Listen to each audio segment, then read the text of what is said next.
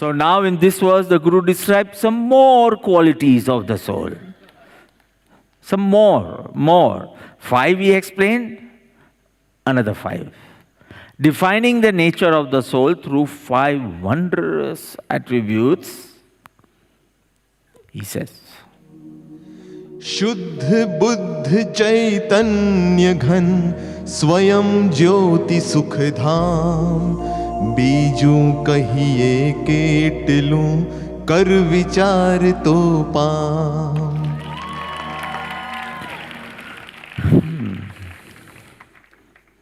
I don't know whether the Guru is tired of us now, or he has said whatever can be said is said now. Now there's nothing more to say. So let's see. Shuddha, pure. Buddha, knowledgeable in the sense he is the possessor of the infinite knowledge capacity. So when you are the possessor, you are called Buddha. Shuddha means you are pure. Buddha means you are with the infinite knowledge capacity. So you possess that capacity, so you are Buddha. Buddha meaning possessor of all-knowing capacity. Possessor. So Shuddha, pure. Buddha, knowledgeable. Chaitanya Ghan, indivisible mass of consciousness. Full of consciousness, simple. Full of consciousness. Swayam Jyoti, self-illuminating flame. Swayam, illuminating flame, Jyoti. So, self-luminous or self-radiant or self-illuminating flame. Very simple. Sukhadam, dham, abode of bliss. Biju kahiye ketlu, what more can be said? What more do you want to hear now? I've told you everything. I've told you what is your true nature. I told you, I explained how do you manifest that true nature. Everything. Rag, dvesh, agran chhodi de, to thai jase. So, biju kahiye ketlu, what more can be said? Kar vichar, to pam. Think over it and realize the self. Simple. So we are going towards the end. You are pure, knowledgeable, full of consciousness, self-luminous, and abode of bliss. What more would I say to you? Deeply contemplate and attain the self. Kar vichar to pam. Pam here, attain self-realization. Okay? So, very simple. This verse basically describes the nature of the soul which the enlightened one experience during enlightenment. આત્મ અનુભૂતિ થાય ત્યારે જ્ઞાનીઓ જે અનુભવે છે પોતાને, that has been explained here as the 5 attributes of the soul or the inherent nature. So it's not only 5 plus 5. કેટલા થયા 5 plus 5? 5 in the last verse and 5 years. So how many attributes of the soul? Are you crazy, Neil? Infinite. Infinite guno the. But only explained 10 and then etc. So there are infinite in terms of number, infinite, but here over here 5 have been described so that you can focus within. Okay? So it is said the heavenly beings of the highest heaven, heaven mane devlok. So heavenly beings mane devo, meaning devo. So the devo of the highest heaven, which is the highest heaven name? Sarvarth Siddhi is the name of the highest heaven. I'm not saying highest state or anything. In all the devloks, the highest devlok, it is called Sarvarth Siddhi. And the devas or the heavenly beings there are called Sarvat Siddhi Devo. And they live for countless years. I don't want to say how many Sagarupam and all they will paint. So countless is fine. Huh? Countless, simple, you can't count. So they live for, and they are all Samyak Drishti Jeev, all enlightened souls. In the last heaven, all the devas are Samyak Drishti. All the heavenly beings are enlightened. So what is the soul interest in? The soul, right? So they are not going to talk about Devis and girls, means Devis, and they are not going to talk about food, not about sensual pleasures, because they all are Samyak Drishti, only interested in the soul. So they live for countless years. So what do they do in these countless years? What? They do satsang, continuous satsang. They don't have to cook, they don't have to eat, they don't have to earn, they don't have to visit anyone, no social obligations. They don't leave their kalp. They don't have to go anywhere. They don't have to go anywhere, they don't have to cook, they don't have to eat. And the third process also no. Excrete. If they don't eat, then what? That is also not there. They don't have to earn. They are Samyak Drishti, they don't like movies. They don't like entertainment. Nothing. They are Samyak Drishti Ji. The whole lifespan of countless years, what do? They do satsang. They do discussions of the different attributes of the soul. Continuous satsangs. There is nothing like night in Devlok.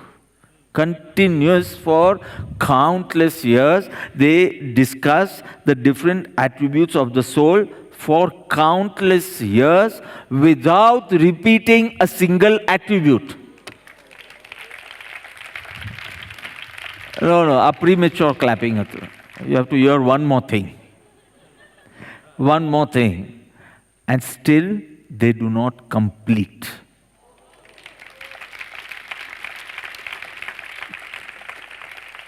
See, listen. Countless years, constantly doing satsang. The topic of the satsang is Atmana Guno, qualities of the soul. One by one, say today they are talking on Gnan. Okay, Atma, Gnan mai che. Tomorrow they are talking about Sarva Bhas Rahit. Then day after they are talking, it's full of bliss. And they talk about each attribute of the soul for countless years without repeating a single one, and in their lifespan they do not complete their discussion. So now you understand, this Neil is saying only 10 attributes of the soul. You understand? Countless years. आपने तो 2 દિવસ 5 દિવસ 10 દિવસ સત્સંગ કરીએ. આ non stop સત્સંગ કરે, એ વિષય રિપીટ ન થાય, અને તો બી આત્માના ગુણોનું વર્ણન, description of the attributes of the soul, that discussion remains incomplete. They do not finish. આવો આત્મા તું છો. એમ કપાવદેવ કે તું છો મોક્ષ સ્વરૂપ, તું છો અનંત જ્ઞાન, અનંત દર્શન, તું છો શુદ્ધ, તું છો બુદ્ધ, તું છો ચૈતન્ય ગણ, તું છો સ્વયં જ્યોતિ, તું છો સુખધામ. 10માં તમે થાકી જશો. આ 10 ડિસ્ક્રિપ્શનમાં એ ખાલી એક જ ક્વેશ્ચન પૂછશે રેપિડ રાઉન્ડમાં. Name all the 10 attributes explained in verse 116 and 117. તમે 5-7 યાદ રહેશે અને 2-3 ભૂલી જશો. And here infinite in terms of number can never be described, If Sarvat Siddhi Viman means 33 Sagaropam, if he cannot finish, who else can? But to give you a brief idea, I am stating here, Param Krupa Devi is saying, I am going to state 5 more attributes of the soul. Very quickly, we'll go through the 5 attributes. Number 1, Shuddha, meaning pure or purity of the soul. Explaining the purity of the soul. So beautifully saying that the soul is pure in nature. Soul is bereft of all other objects and all other feelings. Soul is bereft of all other objects and all other feelings. Suppose you have bhel. You are at the Chopati beach and you are having pure bhel. Pure bhel. Pure bhel means only bhel and no other objects in the bhel. So it's not a mixture, it's bhel. And you are sitting on the beach. Breeze. Beach per breeze, pacho, BB. Beach per breeze. So in the breeze, what will you get? Some sand. Some sand mixes with the bhel. So that bhel is ashuddha. Any other object mixed with that object means that this object is called impure. But the soul is pure. May it stay in the association with body or any other objects, it does not penetrate the soul. The soul remains pure. Maybe you are in an impure state. You are in feelings of anger. So yes, your modification or your state is impure. Not only impure, you have been in an impure state since time immemorial. Okay. So let's keep something else. Let's say since infinite time. I'm tired of since time immemorial. જો હું બોલું નહીં પછી doctor માનસી બી એ જ બોલશે પાછી. So I think આમ જાપ કરતો હોય એવું લાગે છે. So since a long time or since infinite time, what has been your state? Impure. I'm not talking of your nature. Your state has been impure. But that impure state also cannot change the pure nature of the soul. It cannot. Your nature remains unaffected by your impure modifications also. You have been in that impure state since time immemorial. Okay? Since countless years, say. You have remained in an impure state, never in a pure state. But that also, that paryaya also cannot change, cannot affect the pure nature. Simple. In verse 108, we talked about the crystal. And I first time realized how this example of crystal is so very difficult. When they answered, I got so confused. So that was the first time I realized it is a very difficult example. But it was very simple. Crystal, pure, colorless, association of a red flower. So because of the red flower, this appears to be red, but though it appears to be red, it has not become red. Simple. Association of body or an impure modification, the soul appears to be impure, but the soul appears to be impure. It does not become impure. It always remains pure. Even in the association of the flower, the crystal was colorless. It was not red. It appeared to be red. And in the same way, because of the associations of karmas, you feel you are impure. But your inherent nature is always remain pure. So the beautiful word, pure. Purity remains latent in the worldly state. Purity remains manifested in the liberated state. In the worldly state, purity remains latent. In the liberated state, it is manifested, but the nature is pure.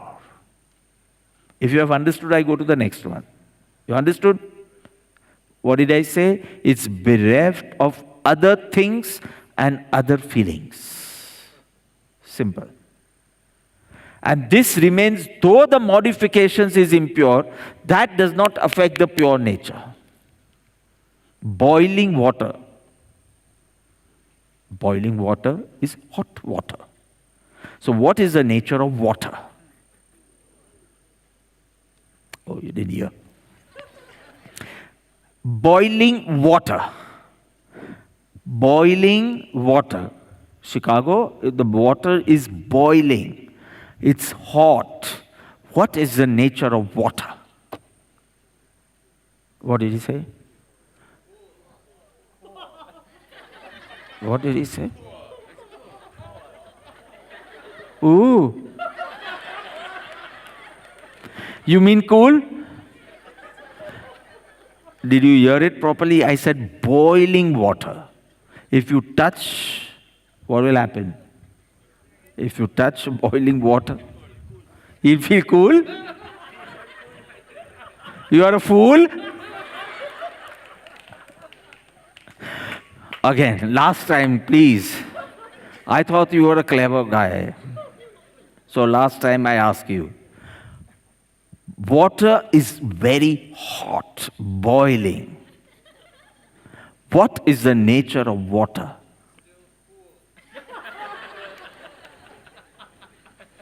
I think he's so confident I go with him. And how do you say it is cool when it is so hot? Why are you saying the nature is cool?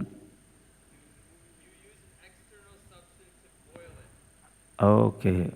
But right now, to say it is of cool nature, doesn't it feel out of place? Yeah. But if you put that hot boiling water over the hot fire, what will it do? It will cool it down. The fire will be extinguished because its inherent nature is cool. Its modification is hot.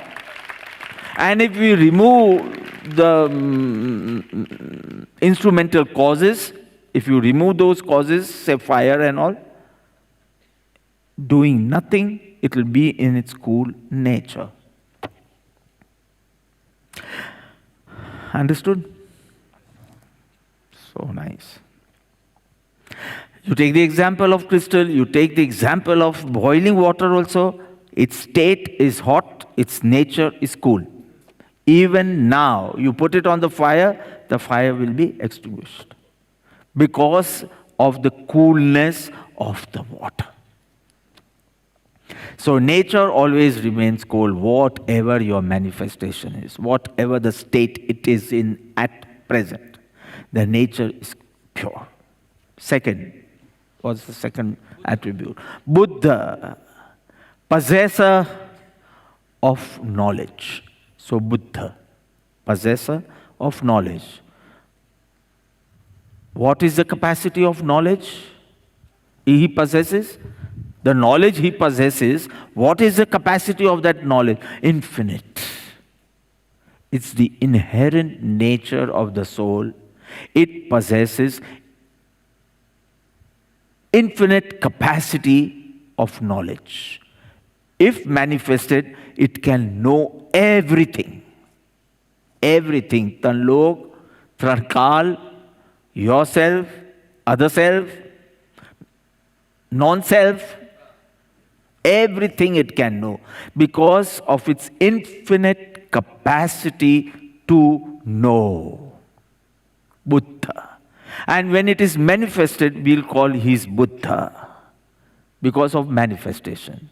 But everyone, every soul is Buddha because he is the possessor of the infinite capacity to know. Simple. It does not even need to go to the object to know. Your eyes stay there and it still knows. Your eyes don't need to come here to know. Because of the property of the eyes, everything is reflected in your eyes and so you know. In the same way, because of this Buddha nature of mine, I can know all the things worthy of knowing, Gneya. It reflects in my knowledge. I don't need any medium to know.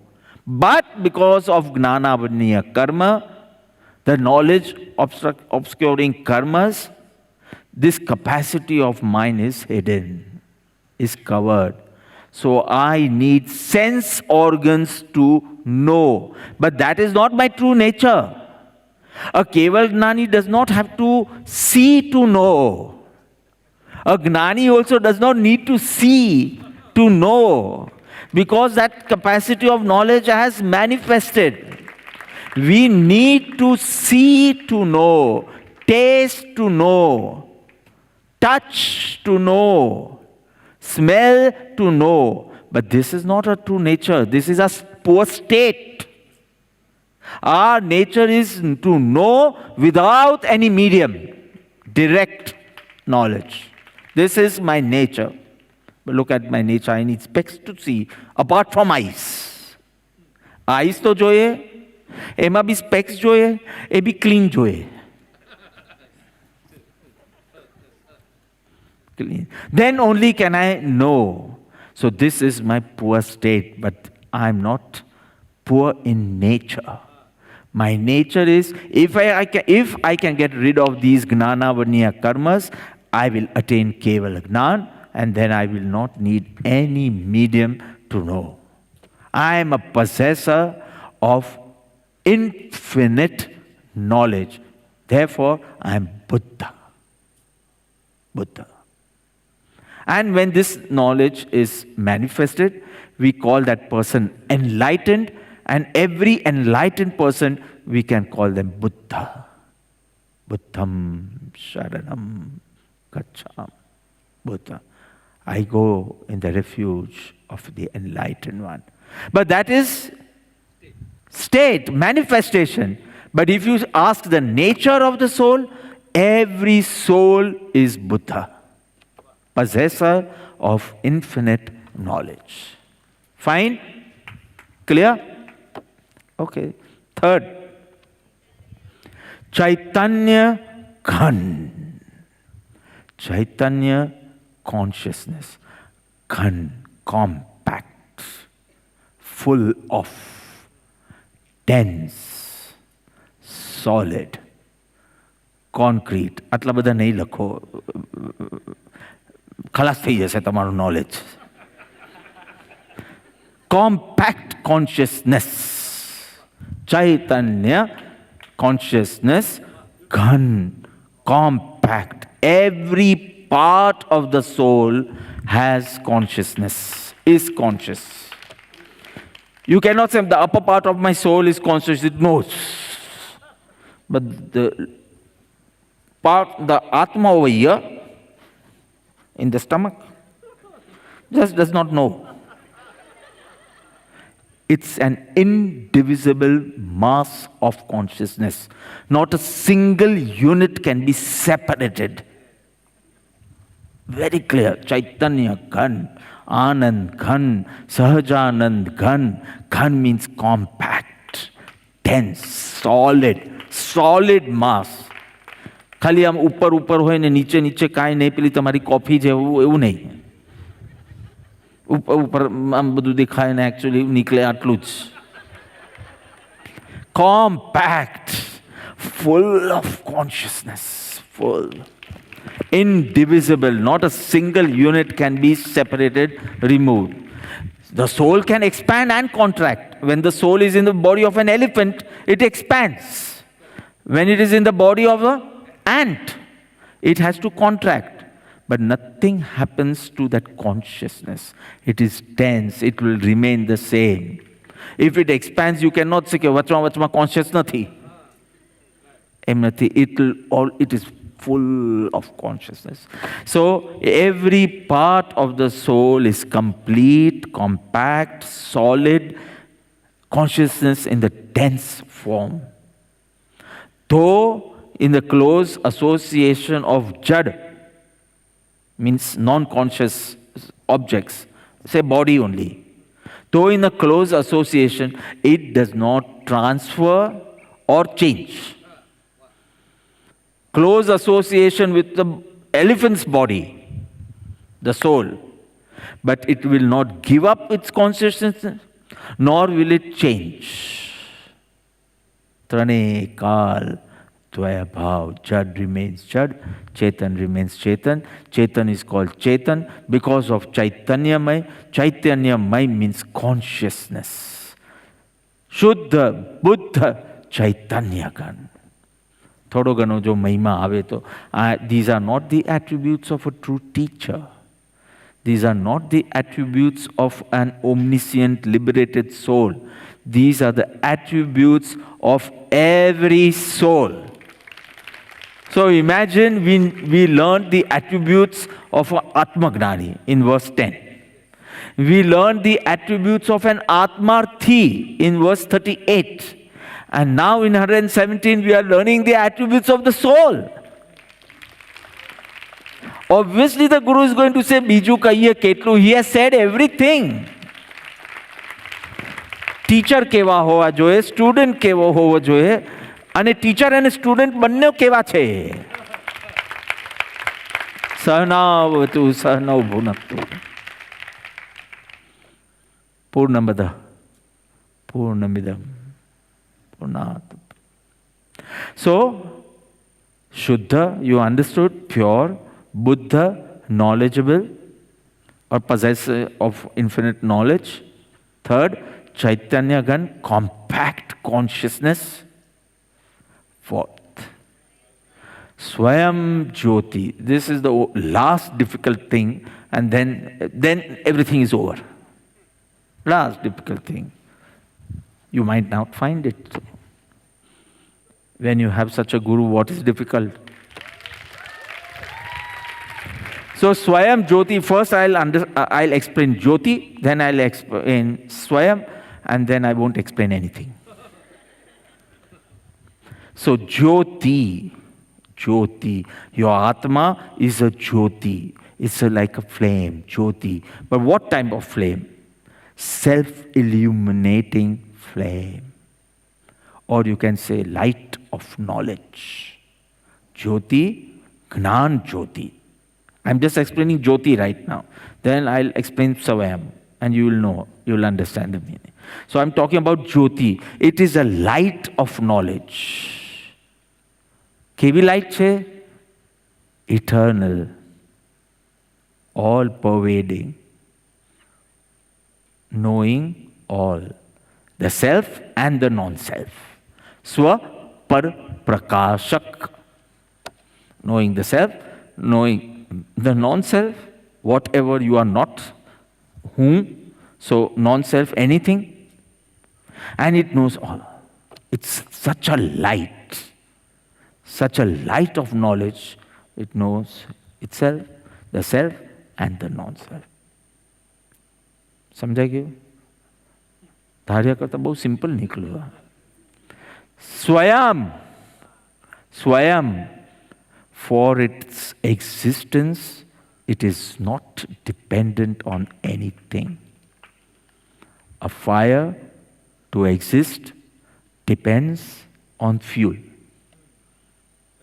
gas, wood, campfire, that campfire.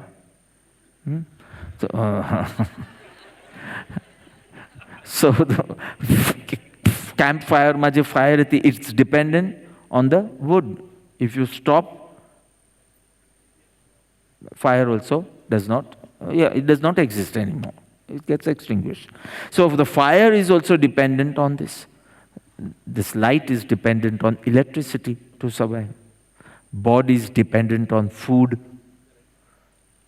Who says no? Soham, Swami, you're saying no? Then you stop food from tomorrow. The body is dependent on food to exist. Breath to exist. For the body to exist, breath. So everything, every object you see is dependent on something for its existence. But this Jyoti is Swayam Jyoti. It does not need any fuel. નહીં તો આ રીતે આપણે જે રીતે પરિભ્રમણ કરીએ છીએ, ટ્રાન્સમાઇગ્રેશન, it should have got extinguished long back. because of the impurities of the soul. Whatever the impurities are, but for its existence, it does not. Swayam Jyoti, to shine, it does not need the help of any other illuminating object because it is self-luminous, illuminated. To see the sun, do we need a lamp or a torch? Amit Sheth. To see the sun, do we need a torch or a lamp? You don't need a torch, you don't need a lamp to see the sun because the sun is self-illuminating. And to know the self, you don't need any object. You don't need a torch, you don't need a lamp, you don't need a magnifying glass, you don't need a telescope. In fact, withdrawing from all objects, you will know yourself. You don't need an object to know the soul. So to know the soul, to realize the self, just withdraw from the objects. Don't add objects. By adding this object, you will not know the soul. હા પણ પેલું શું છે તારું favourite છાપ તિલક સબ છીન. Focus on the internal and not the external. By that means you might attain the soul. But you don't need any other object to know the soul. It is self-illuminating. Swayam, to exist, it does not need, it's not dependent on anyone. It's independent existence. So Swayam, self-dependent or independent. And Jyoti, it's a Gnan Jyoti, it's a light of knowledge. The light is such, it knows itself, it knows non-self, it knows all. This is the beauty. And the last, Sukhadham. Sukhadham. Dham meaning abode, and Sukh means bliss. So you are the abode of bliss, full of happiness, eternal happiness, indestructible happiness, infinite happiness. Eternal happiness, infinite happiness, full of happiness and indestructible happiness. Got it? So this is the soul. No other substance but the soul has the attribute of happiness. Jains talk of 6 dravyas, out of which 1 is the soul and 5 is jad, but total 6. So these 5 don't have the attribute of happiness. Only the soul has the means if you want to be happy, abidance in the soul. Not car, not branded clothes. You don't have to be in the clothes. You have to be in yourself to be happy. Because only this substance has the attribute of happiness, that too eternal happiness, that too infinite happiness, indestructible happiness, full of happiness.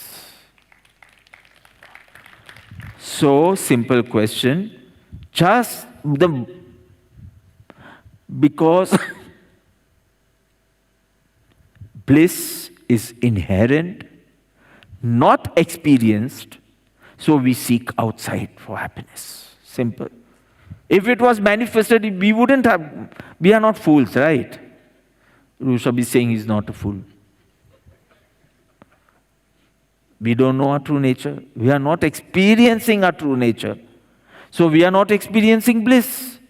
So to be happy, we have to seek happiness outside. And when we are happy in some external pursuit, I'm not saying those objects are giving you happiness, but when we are happy, that is not true happiness. Why are you saying so? Because number 1, it is dependent on some external factors. And when it is dependent, it has to be temporary. The moment that situation does not occur, means you are not going to be happy.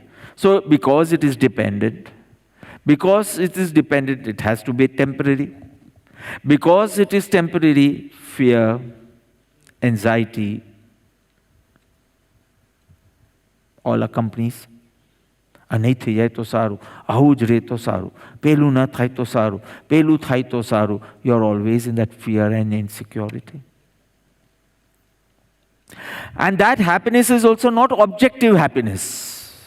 There are two types of reality: objective reality and subjective reality. Subjective is because of your concepts, you find this is good. And then when you get it, you feel happy. But after 10 years, your concepts change. And the same situation, wife, stays with you. But your concept of beauty has changed. So now it's a burden. It's not a wife. Meaning it's not a source of happiness. You understand? So your happiness is not objective. It is subjective. It depends on your concepts. If you can change your concepts, it can change. The experience can change. Simple. And because it is dependent, because it is temporary, it is bound to disappear. All this is happening because you have not realized that you yourself is the abode of bliss. You don't need company. You don't need objects. You don't need the sensual pleasures. It is all ignorance. And once you have to come out of that veil of ignorance, you have to. You should.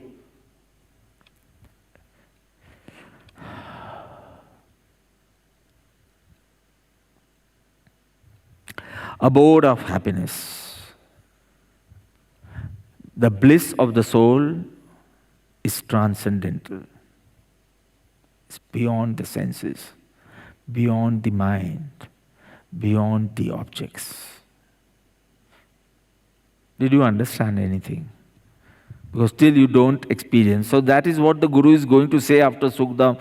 Biju kaiye ketlu, everything is subject to experience, not discourses. You will never understand this with discourse. It's just giving you a brief idea, a map.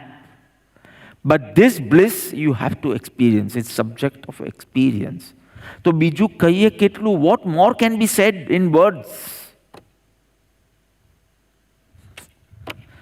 So beautifully the Guru says, within each one of us, no matter how mighty you are, how minuscule you are, how fantastic you are, how fragile you are, within us lies the abode of the highest good.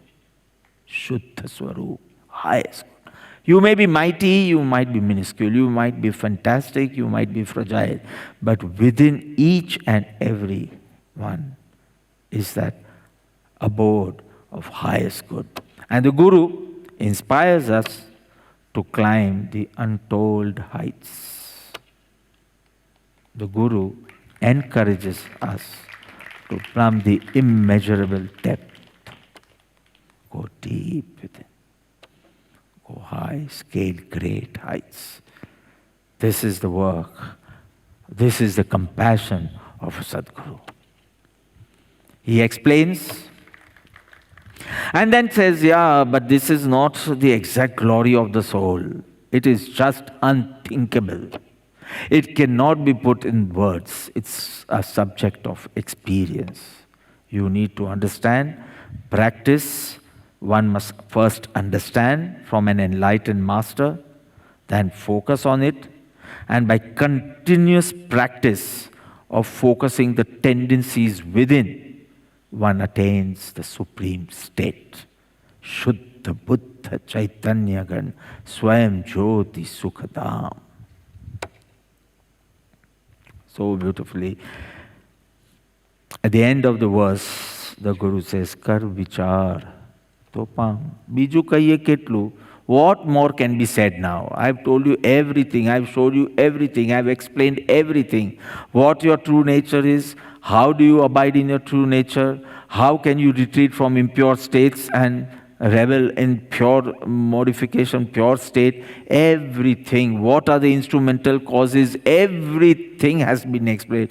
There is nothing more to say. Biju kahiye ketlu. What more do I tell you? What more do you want to hear now?